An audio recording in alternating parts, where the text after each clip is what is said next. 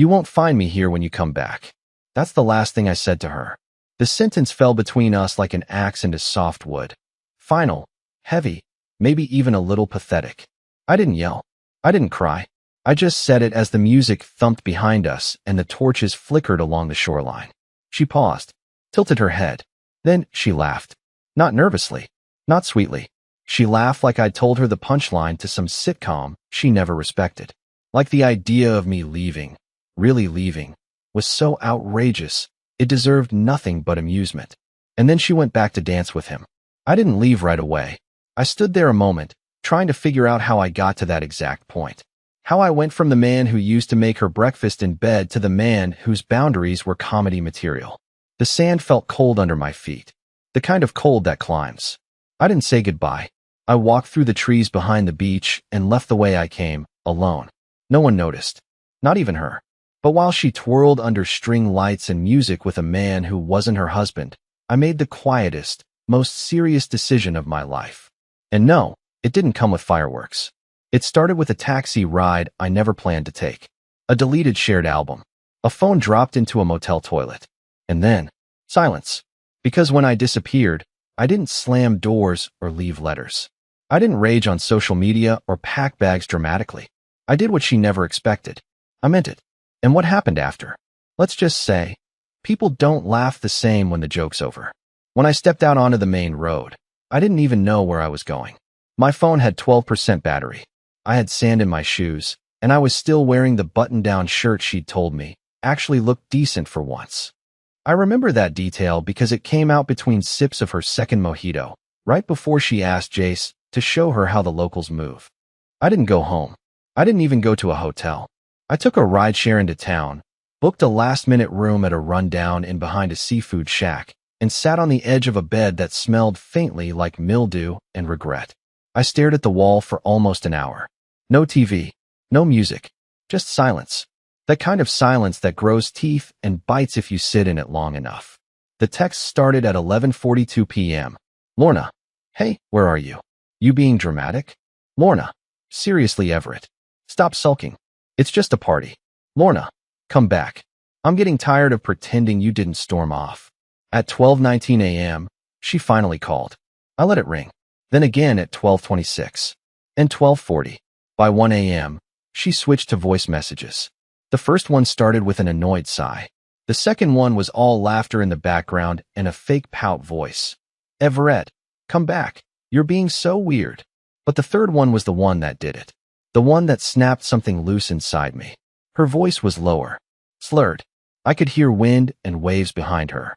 If you think walking away made you look strong, you're wrong. You're just a coward. This is why people think you're soft, Everett. You don't do anything. You just sit there and feel sorry for yourself. That was the moment I stood up, grabbed my phone, and started deleting everything. Photos, threads, shared notes, our Spotify playlist. Gone. I didn't scream. I didn't cry. I just erased. Quietly. Meticulously. And the whole time, all I could think was, she actually laughed when I drew a line. She never thought I'd walk. And maybe a part of me didn't either. But there I was, out of the house, off the radar, and for once, not explaining myself. The morning after, I got a message from her sister, Carly. Carly, what happened? Lorna's freaking out. Said you disappeared? I didn't reply. Not out of cruelty, but because I knew that if I opened the door even a crack, I'd get pulled back in. And I wasn't sure I'd survive it this time. Not the gaslighting. Not the denial. Not the pretending that I was overreacting again. I just couldn't do it anymore. But here's the thing. Silence screams. Louder than any words I ever said. By noon, she was calling my office. By 2 p.m., she'd sent an email with the subject line. Can we talk without you acting like a ghost? I didn't open it. Because while she was busy playing catch-up, I was busy remembering things. Things I'd buried. Little moments. Offhand insults. Half-lies that I swallowed because I didn't want to fight. All of it came back like shards. And that's when I started to really question, how long had I been the joke in my own marriage? I didn't have the answer then, but I was about to find out. Because later that night, in a moment of weakness or curiosity or something in between, I finally opened her cloud gallery. And what I saw there wasn't just betrayal. It was proof. I didn't mean to open her hidden album. That wasn't the plan. I wasn't looking to punish myself. I wasn't even trying to snoop. But in that dim little motel room, with the curtains drawn against the blinding Carolina sun and the silence pushing on my chest like a weight, I made the mistake of logging into the shared cloud account we set up when we got married. It wasn't well hidden, just buried under a folder called Backup Events. I clicked without thinking. At first, it looked like nothing: pictures of last year's Christmas party, a few shots from her yoga retreat, random selfies with our cat. But then I saw the album labeled Workshop, Asheville. I almost laughed. I remembered that trip. It was supposed to be a week-long professional development seminar. I hadn't been invited. No spouses allowed, it's all networking and lectures, she'd said. She came back exhausted, cranky, and oddly distant for a few days, but I chalked it up to travel fatigue. I even picked her up from the train station with her favorite cinnamon rolls. She kissed my cheek like she was kissing a wall. The album opened slow, like the phone was hesitating too. The first photo was tame, her in a conference room, name tag, coffee in hand. But the third? It was a mirror selfie from a hotel bathroom. Hair down, lipstick fresh, wearing a silk robe that I didn't recognize. Photo after photo came next. Her laying across hotel beds, half-dressed. Her holding 2 champagne flutes. Her posing with her leg playfully draped over someone's lap, but only his hand was visible, resting low on her thigh. And then, a picture of her and Jace. Full view. Faces flushed. Sitting far too close on a rooftop bar, her hand clearly under the table, his head tilted like he was whispering something only meant for her. I sat frozen. Not angry. Not even heartbroken. Just hollow. I don't know how long I sat like that. Eventually, my stomach turned and I ran to the motel bathroom to vomit. It wasn't just the betrayal. It was the ease of it. The confidence. She'd saved these. Not hidden well. Not buried deep. Like some part of her wanted to be caught. Or worse, didn't care if she was. My hands were shaking, but I kept scrolling. The timestamps showed these weren't isolated incidents. Asheville was 6 months ago. There were pictures from a brewery festival 2 months later. Then one from just 3 weeks before the beach party. Lorna and Jace had a lounge, her lips on his neck. It wasn't a fling. It was a relationship. And I had been the placeholder husband, the accessory she wore to family events and holiday dinners. I stared at my reflection in the cracked mirror, pale and sweat damp. I looked like someone who'd just crawled out of a collapsed house. I didn't call her. I didn't even cry. Something colder settled inside me, a kind of numb clarity. This wasn't a misunderstanding. It wasn't a lapse in judgment. It was a pattern, a deliberate, ongoing deception. And the worst part? She thought I'd never leave, that I didn't have the spine, that I'd always take the insult, swallow the doubt, and stay quiet. So I decided to change the story, not with screaming or revenge, but with disappearance. I booked a rental car, picked a city 5 hours west, somewhere she wouldn't think to look, somewhere with a cheap sublet I could pay in cash. I stopped sharing my location, canceled all upcoming payments tied to our joint card, and packed what little I brought into a grocery bag. I didn't leave a goodbye. I left her exactly what she gave me, silence. And yet, I knew it wouldn't stay silent for long, because soon she'd go from laughing at my warning to realizing I meant it. And that's when the real panic would begin. I didn't check my phone for 2 full days. Not even once. I bought a burner at a gas station on the edge of town, paid cash, and slid my real phone into a drawer at the sublet I found through a guy named Marvin, who barely spoke a word but didn't ask any questions. The place was tiny, a dusty 1-bedroom tucked above an abandoned thrift shop, with creaky floors and a shower that rattled when the water turned warm. But it was perfect, because no one knew where I was. And for the first time in years, I didn't feel watched, judged, measured. I just was. On the third morning, curiosity, or maybe weakness, got the better of me. I pulled out my old phone, turned it on, and let the avalanche hit. 42 missed calls, a dozen voicemails, dozens of texts, not just from Lorna, but from her sister, 2 of her coworkers, even her mother. The tone of the messages had shifted completely. Gone was the mocking or dismissiveness. In its place, confusion, panic, urgency. Everett, where the hell are you? Are you okay? Please, just respond. This isn't funny. You're scaring me. Come home. We need to talk. I know you're mad, but disappearing isn't the answer. One of the voicemails stopped me cold. It was her voice, trembling now, barely above a whisper. I don't know what you saw, but I swear it's not what you think. Please, Everett. I made a mistake. You can't just vanish. Come home. I'll explain everything. Explain everything? What exactly did she think could be explained about wrapping herself around another man, over and over again, while I paid the mortgage, folded the laundry, and listened to her complain about deadlines? I stared at the screen, watching the tiny play button blink, and something strange hit me. She wasn't upset because she was sorry. She was upset because I finally did something. Because I'd broken the role she had written for me, the quiet, spineless husband who mumbled concerns she could laugh off over wine. And it turns out, me leaving, that wasn't in her script. Later that night, a message popped up that didn't come through the cloud. It was from a number I didn't recognize. Short. To the point. She's trying to find you. She's telling people you're unstable. Says you need help. My stomach dropped. I typed back, "Who is this?" But there was no reply. The next day, my bank app locked me out. Then my email. Then our shared Netflix account, of all things. I knew what she was doing. She was trying to reclaim control, to yank the steering wheel back. But here's what she didn't realize. I was already miles ahead. I had withdrawn my savings, split the joint account weeks before the beach trip, and backed up every photo and message I found to a secure drive. She wasn't going to gaslight me into a corner this time. I was tired of being the joke. But Lorna? She was just getting started. Because a few days later, she drove to my parents' house, crying on the porch like a widow, claiming I had vanished in a depressive episode and begged them to help bring me home. She didn't know I'd already told them everything. My mother answered the door, stone-faced, and said, "If he wants you, he'll find you." Lorna didn't respond, just turned and left. And I thought that would be the end of it. But I was wrong.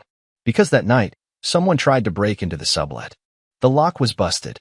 No one got in. But the message was clear. She didn't want to explain. She wanted to erase. And that's when I realized.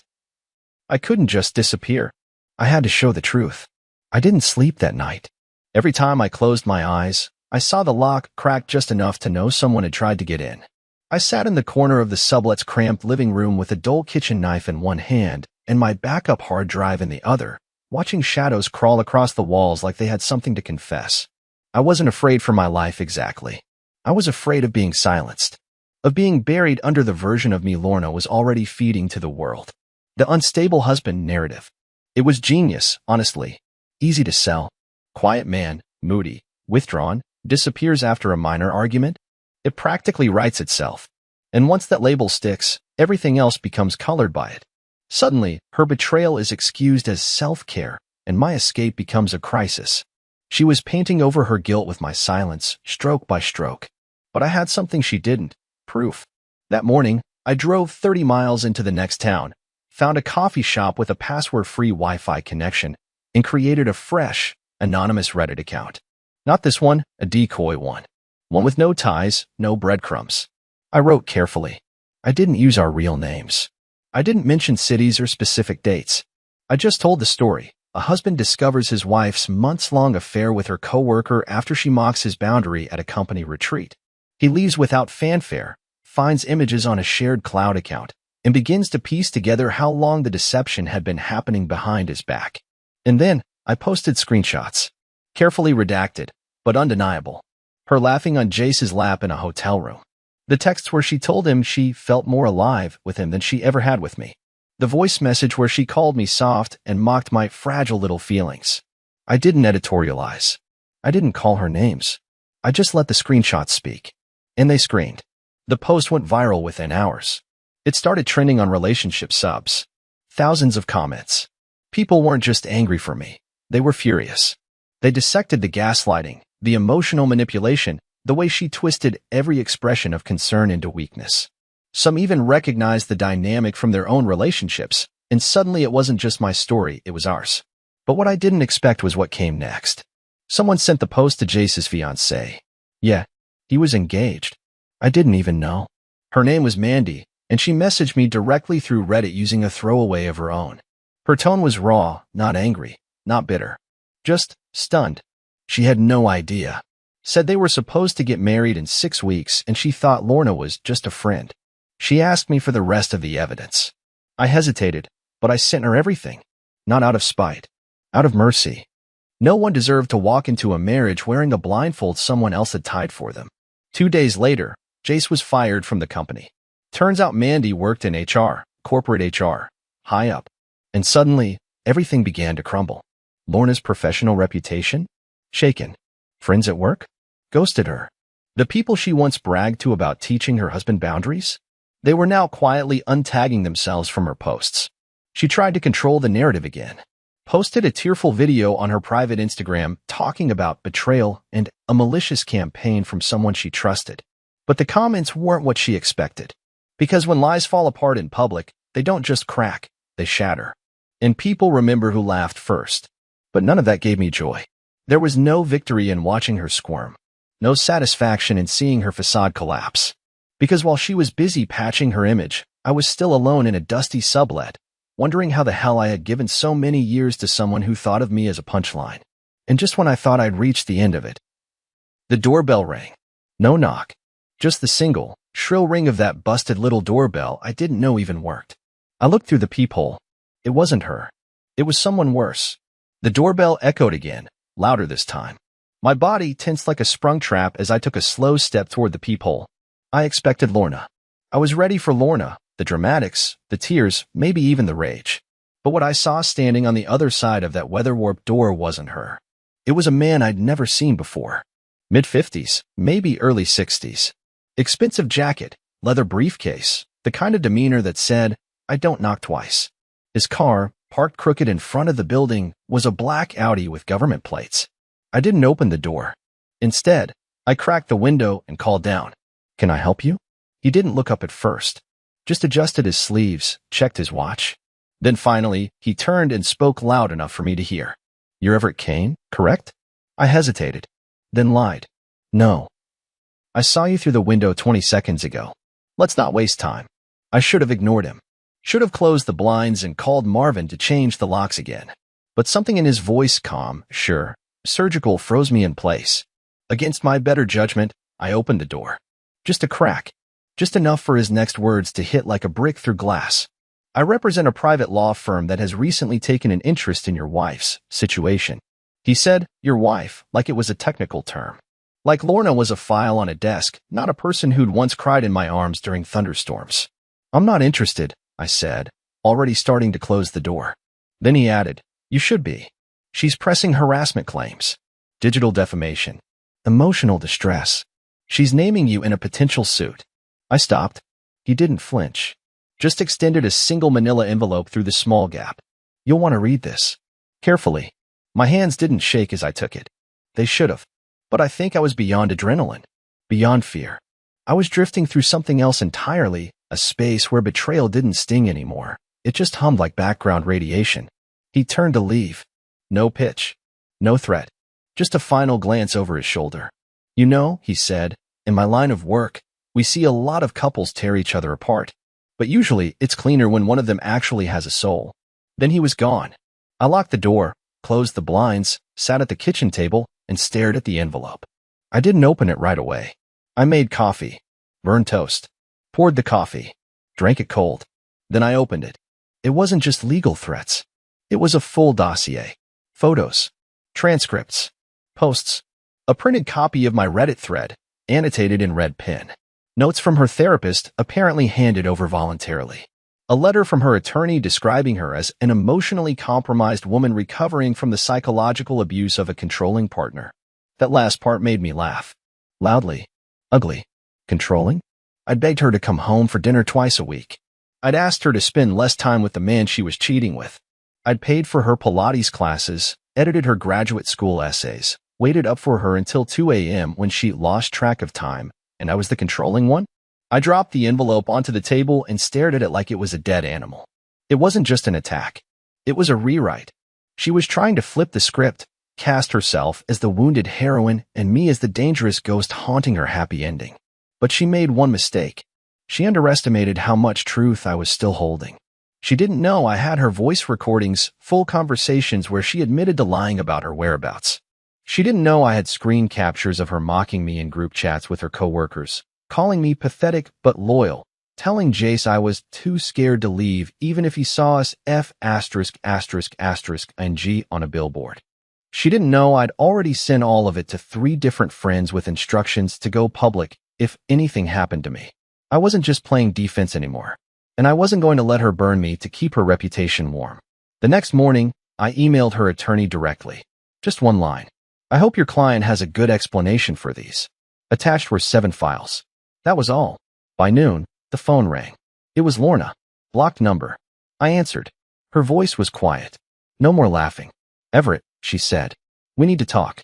Not over email. Not like this. Please. I didn't respond. Because this time, I was finally ready to talk. But not on her terms. I agreed to meet her, but not because I wanted to. There was no curiosity left in me. No part of me ached for her explanations or apologies. I wasn't hoping she'd cry or confess or collapse under guilt. I just wanted her to see me. Not the version she mocked behind my back. Not the version she sold to her lawyer, but the man who finally stopped begging to be believed. We met in a quiet diner 2 towns over. I picked the location. Neutral ground. Middle of nowhere. No crowd. No familiar faces. Just Formica tables, sun-faded menus, and a jukebox that hadn't worked since the Bush administration. She walked in 10 minutes late, wearing a blouse I remembered buying her for our anniversary 2 years ago. That used to mean something. Now it looked like a costume. Her attempt to summon nostalgia, to conjure warmth from ashes. She sat across from me, eyes scanning my face like she didn't recognize it anymore. I didn't say a word. Just slid a flash drive across the table. What's this? She asked. I want you to watch every file on that drive before you say a single thing. She gave a tight, bitter smile. More Reddit posts? More twisted storytelling. Your voice, I said calmly, is in 4 of those recordings. Are you saying I made that up too? She didn't answer. Her hand closed around the drive like it might burn her. She slipped it into her purse and looked out the window, pretending to study the parking lot. I didn't come here to fight, Everett, she muttered. You came here because you realized I'm not bluffing, I replied. She flinched, then turned back to me, arms folded. Look, I know I hurt you. I made mistakes. But this, dragging me through the mud, getting me fired by proxy, turning strangers against me. This isn't you. You're not like this. No, I said quietly. I wasn't. But you are. That landed. I watched her jaw tighten, her lips press into a thin line. She wasn't used to this version of me. The one who didn't stammer or shrink or give her the benefit of the doubt out of habit. She reached into her purse again and pulled out a folder. Legal size. She slid it toward me. I'm dropping the claim. My lawyer doesn't know yet. But I'll make sure it's done. I need this to stop. I didn't touch the folder. Why? I asked. Because you feel bad? Or because people finally saw what's behind your smile? Her voice cracked, just a little. Because I don't know who I am anymore. I nodded slowly. Welcome to the club. We sat in silence for what felt like a full minute. Just the 2 of us, breathing in the wreckage we'd built brick by brick. She looked like she wanted to say something else, something meaningful, maybe redemptive. But the words never came. Instead, she opened her mouth, then shut it again and dropped her gaze to the table. I slid a piece of paper across to her next. This time, it was mine. It was the finalized dissolution agreement. No alimony. No drawn-out court battles. Just a clean split. Everything else had already been moved. Funds, furniture, digital assets. I'd handled it weeks ago. All I needed was a signature. She stared at it like it was written in another language. You all ready? Yes, I said. While you were busy rewriting history, I wrote an ending. She didn't cry. I think a part of her wanted to, but the tears wouldn't come. Maybe because she still hadn't fully accepted that the man sitting across from her wasn't hers anymore. That her grip on me, emotional, mental, strategic, had finally broken. She signed it. No handshake. No hug. No last-minute confession.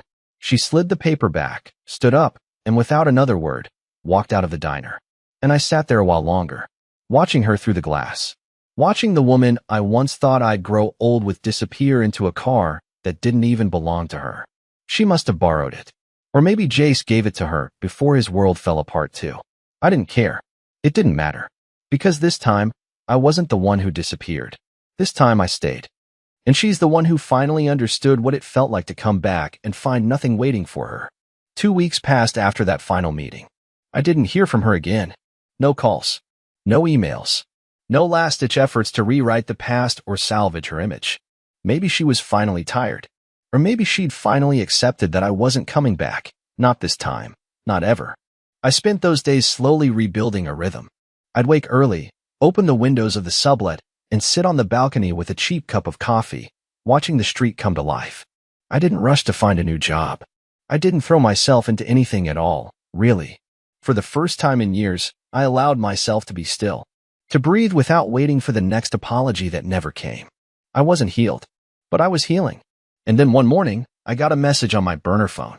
It was from an unfamiliar number. "Hey Everett, this is Mandy. Hope this isn't too weird.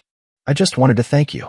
Mandy, Jace's fiancée, or rather, ex-fiancée. I hadn't expected to ever hear from her again. I wasn't sure I wanted to, but her message kept going. "You saved me. What you posted, what you shared, it gave me answers I didn't even know I needed. It was painful, but it set me free. And I just wanted you to know, you're not weak. You're brave as hell." I sat there rereading it for several minutes. It wasn't the compliment that got to me. It was the clarity in her words.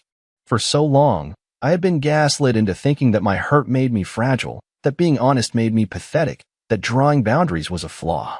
But here was someone who lived a different version of my pain, telling me that doing the hard thing, walking away, didn't make me small.